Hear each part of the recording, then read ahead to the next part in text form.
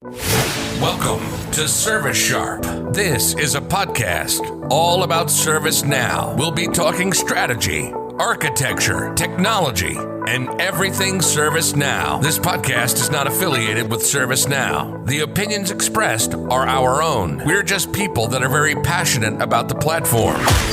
Join us for every episode.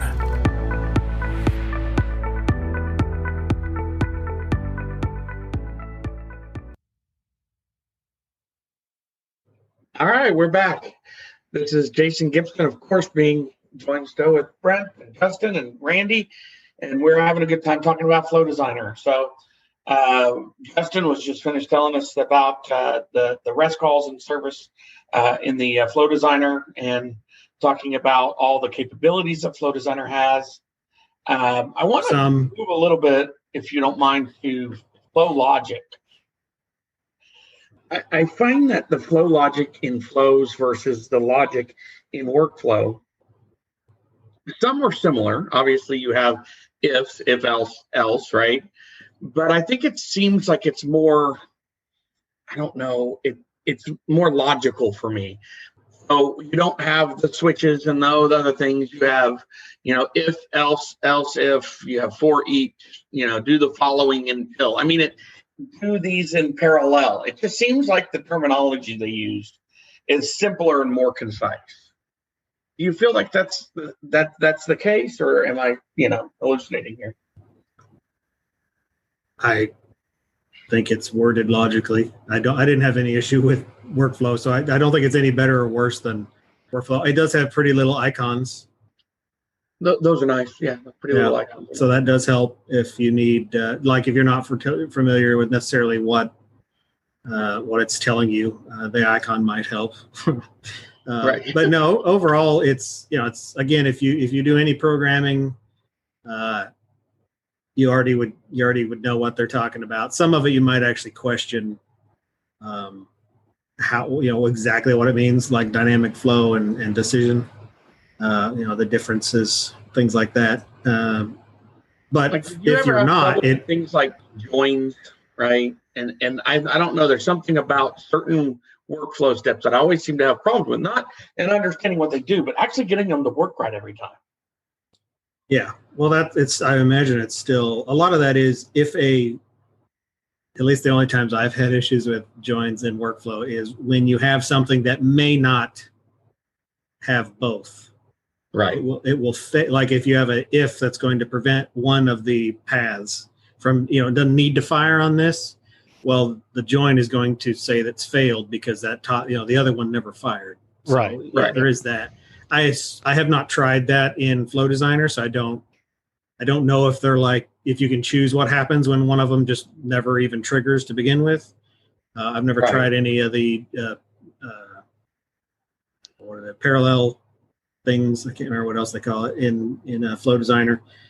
I've not tried that yet, so I don't know if it works better or not. But that is the biggest problem with joins are, again, in my experience with them, was it's just if you don't always have to fire both, you're gonna end up having a failure eventually.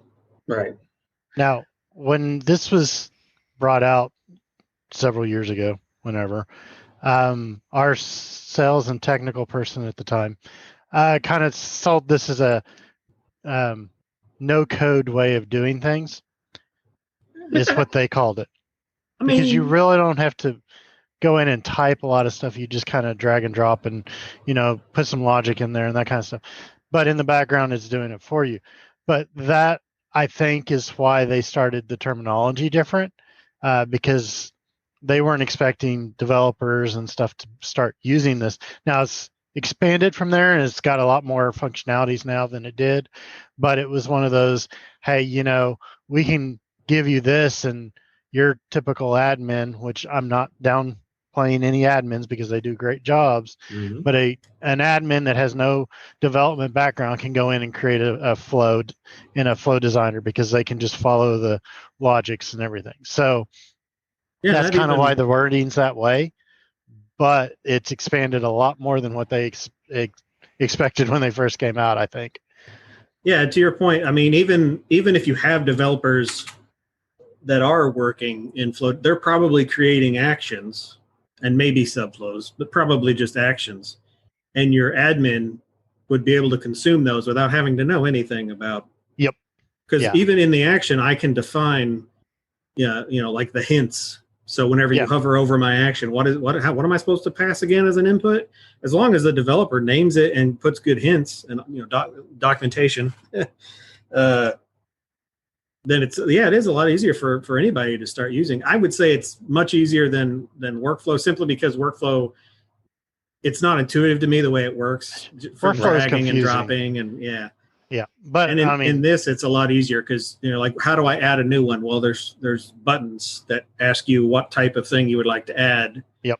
I need to drag it around? The first time you do learn how to move a step around is going to be, maybe not be as intuitive if you don't, because there's some hints on there like the little arrows and stuff when you highlight it. But until you actually click and drag it, but then after you do it that first time, and if you take the training I mentioned earlier, they have you do it. Yeah. After you do that the first time, you realize, oh wait, I can just drag it up and down. I don't have to. There's no clicking the lines and clicking them, dragging them to it. No, it's all just drag around. To your point on the data pill, or you mentioned the click and drag and drop downs and all that. Yep. It's all data pills, so you will have to realize if you have a very long flow and you don't scroll down, you may not be using the record you think you're using, but either way, it'll tell you even in the data. Once you populated it, it'll be like 1.1.1 record or whatever. Well, not anymore. Not anymore. Take this. It's now just 1, 2, 3, 4, 5. Because they redid the way that Flow Designer does its numbering for Paris. Okay, I'm gonna lose my mind here. What do you mean? What do you mean 1, 2, 3, 4, 5? So what if something's a sub? Like I understood. Hold on here. Do I have a Paris instance that I can bring this up? You're gonna double check me while we're talking. No, I have to see this because that is a horrible idea. Because the whole point of the revision type thing is so you can quickly find, I'm in 1.1. Well, I can just skip to 1.2 because I don't care about anything under 1.1. Right. How am I going to know where to skip to quickly without following that's okay. Go ahead. I'm going to pause for a moment. Yeah, I think it's all 1, 2, 3, 4. I don't think they have the spots. Now, like I said, I hadn't used it a lot, but it's a great tool. So honestly, the data pill thing brings me back to catalog item or catalog. So for a while, you couldn't do anything with the catalog. It was they didn't have the actions for it, and so because of that, it just didn't. We do a lot of workflows for catalog and for automation and work on catalog items. So when they finally added that, it was really wonderful. But now I'll tell you what I like about it. I can grab all the variables for that item and say something like, if the start date is tomorrow, I want to do this. Or if the answer to this question is A, then I want to do these 4 steps. If it's B, I want to do these 4 steps. It really gives a lot of information at your fingertips right there in the data section, where you can grab a pill, drag it. You can pull an approval over, and you add an approval step. And on the right in your data pill, it'll show the approval. Well, you can drag that ask approval over and create an if out of that. So if that approval is approved, right? Or if it's not approved, what do I want to do? So it is very easy to use in that case. It's extremely helpful when you're doing very complex things, in my opinion, or just simple things. It's just a better overall process engine. With that being said, I think catalog is really definitely, I would use it, but it takes some getting used to. So like Justin said, take the class, do the learning, try and figure it out, beg people to help you, and until they're paid better, thank them graciously, like I have done over the last few months with Justin. Like, would you look at this for me? I need some help. That's what I'm we're all doing here a for. flow designer, but I can't pass this variable. What am I doing wrong? So always have those people around you. And worst case scenario, you have the developer. Just be prepared that if you submit, in my experience, I'll put that out there to save face. In my experience, anytime you have to submit like a high ticket or community, you are going to have limited interaction because there's just not a lot of people that know how to use it. Or I don't know if there's not a lot of people who know how to use it, or if they just aren't on the community. And same thing for high ticket. I just don't think they have the knowledge base quite built up yet. At least for the issues I've had with it, which have been like I had one where the execution of a subflow was being very, very fit. I could test run the subflow and it would work perfectly. But if I use the exact same data from a main flow calling it, it wasn't working. And it ended up being a parsing error on their part, and they had to do a quick patch for it. Because it was like turning everything to a string, and then it was trying to turn, and then it converted the string to another string and added quotes or something in the log. They have much better logs than you can access. Yeah. At least until I wish I could remember the table name off the top of my head. But anyway, the logging of it's kind of weird. That will be, I guess, to kind of go back into a detriment here.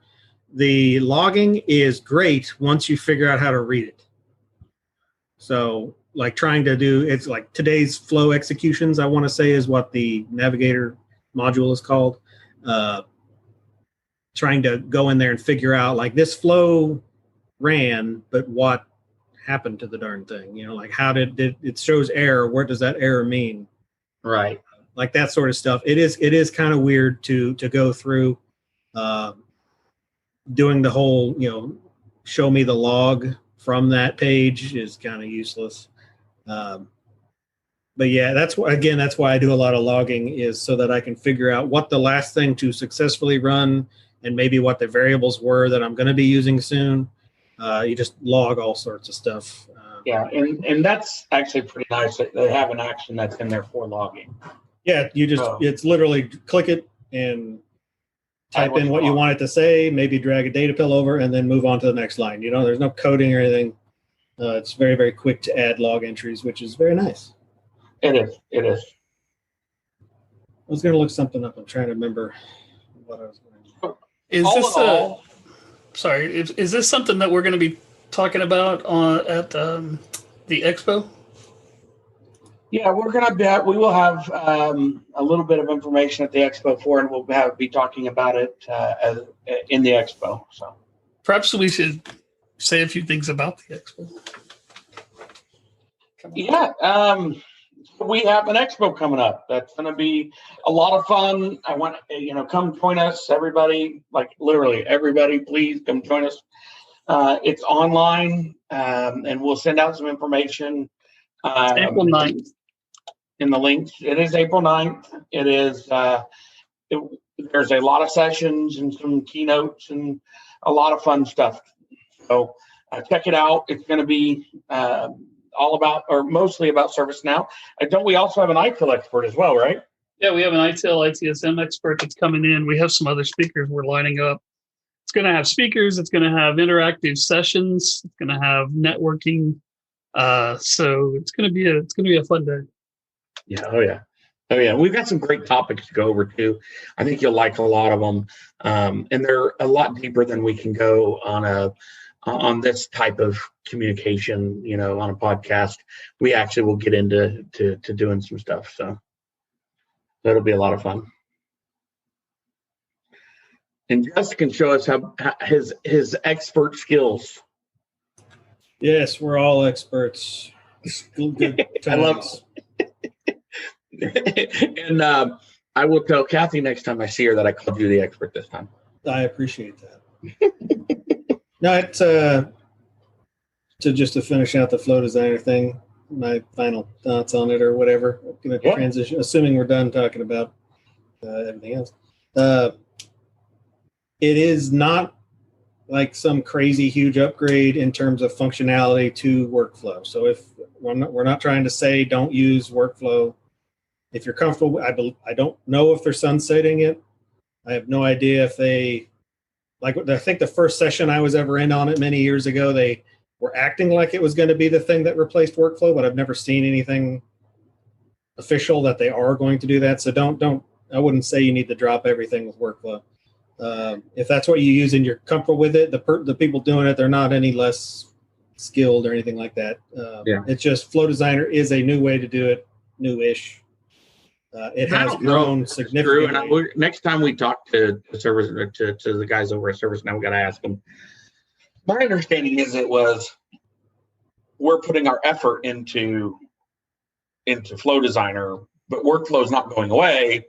We're just, when we do new development stuff, it's going into Flow Designer. Is what the impression I got from talking to the guys at ServiceNow was, yes, it's still going to be out there, but if we're talking about new functionality, we're adding it to Flow. Yeah, so I imagine it's so ingrained into so many different things that it would be quite the negative on them if they tried to sunset it. Oh yeah, that would be soon anyway. I think that's actually how the base catalog still works, isn't it? Through workflow. Am I wrong on that? You can do early on. That was how everything worked. Yeah, I think that's the default still, though, isn't it? Yes, it is. You can do both in catalog, but yeah, it's either way. You can create them. I just mean, like, if you set up a new instance today, I think all of your built-in catalog items use workflow. I could be wrong. All the built-in ones. Execution plans or whatever you want to call them today. Those never really went anywhere, did they? Thank you for listening to ServiceSharp. We need to take a short break for a word from our sponsor.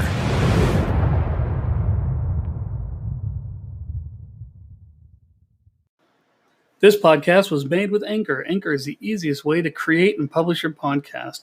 It's free. Creation tools with it allow you to record and edit your podcast right from your phone or computer. Helps you distribute your podcast. It's super simple to publish to Spotify, Apple Podcasts, Google Play, any of the major ones. You can make money from your podcast. There's no minimum listenership, so they make it super easy to monetize. It's really everything you need to make a podcast in one place. So why don't you go out and download the free Anchor app or go to anchor.fm and get started. Welcome back. Let's continue with our topics.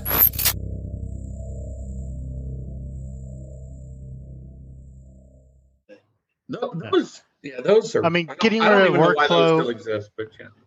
Getting rid of workflow will be like them trying to get rid of jelly. Yeah, I have to say, kind of the base. So it's going to be a while. This is going to shake the world here, and I'm glad it's at the end of a long episode. I actually kind of like jelly now. The more you use it, it's like, okay. I hate it and I love it at the same time. Yeah, because it is definitely a love-hate. Yeah, I haven't felt this. I don't know the right word here. This lacking in anything for coding, learning it and everything. And every time I get like a little tiny milestone, it just feels like I'm learning how to code all over again. I absolutely love it. But the syntax, whoever made it, I assume that they were on a tight budget and they, had scope creep or something, some reason for it to be as horrible as it actually is.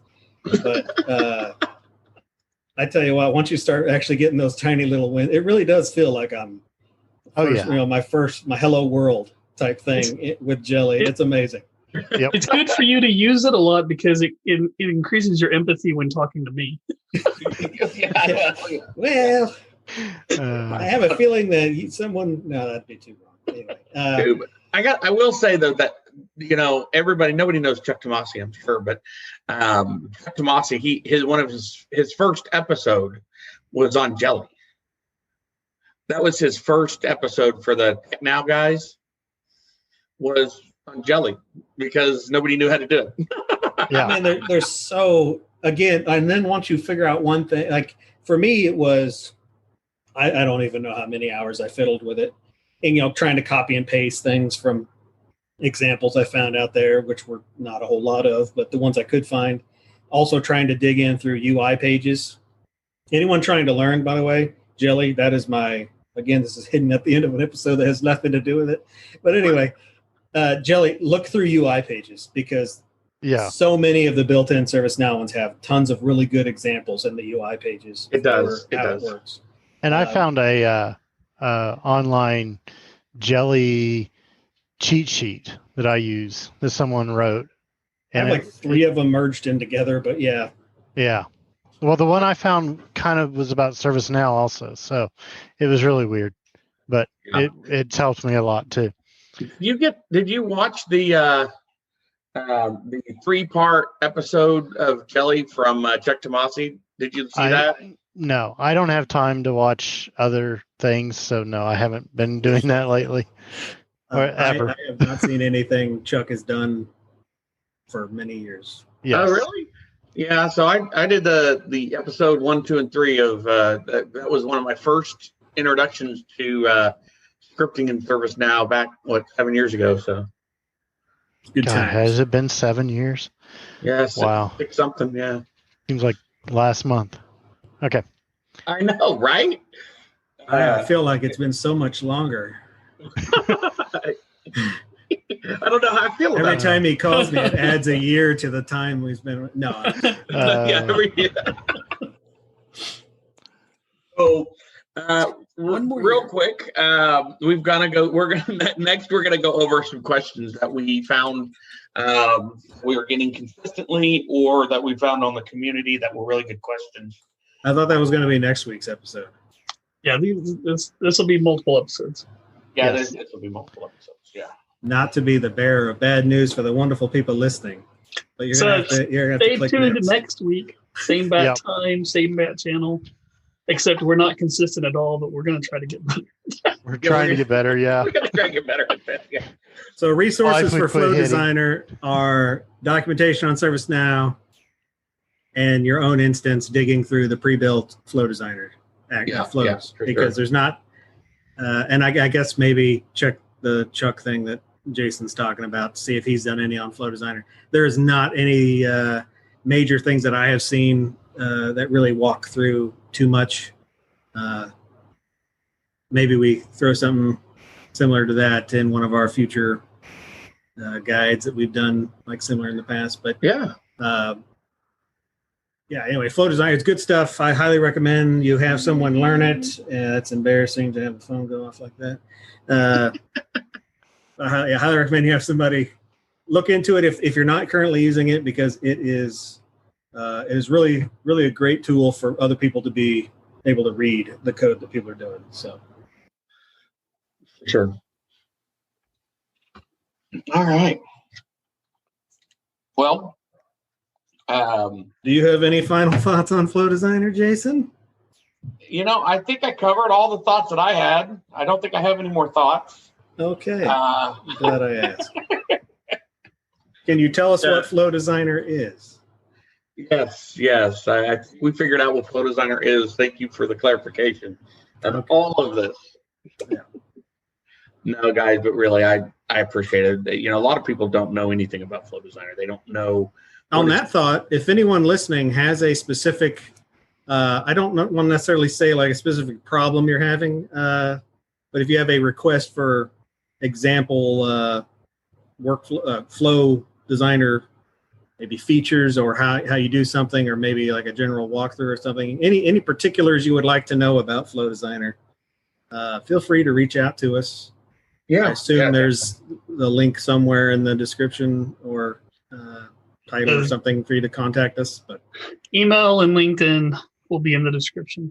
There you go. Feel free to reach out to. These things are. I don't know what other people have problems with in terms of Flow Designer. So just what Jason and I have had over the years, and Brent's done a few as well. So anything you guys have run into out there, that'd be lovely for us to know, so we can kind of cover something besides just a general why Flow Designer is awesome, which has pretty much been Yeah. Well, and that's right. And we are here for questions, and we really do want your input and your questions, because the more questions we have, the more topics we can cover, and the more things we can help people with. And I think that's why we all do it. This podcast is that we can actually get to help people, and I think that's what we're trying to do each time we get on the call. So. Thank you for listening. We'll continue this topic on our next episode.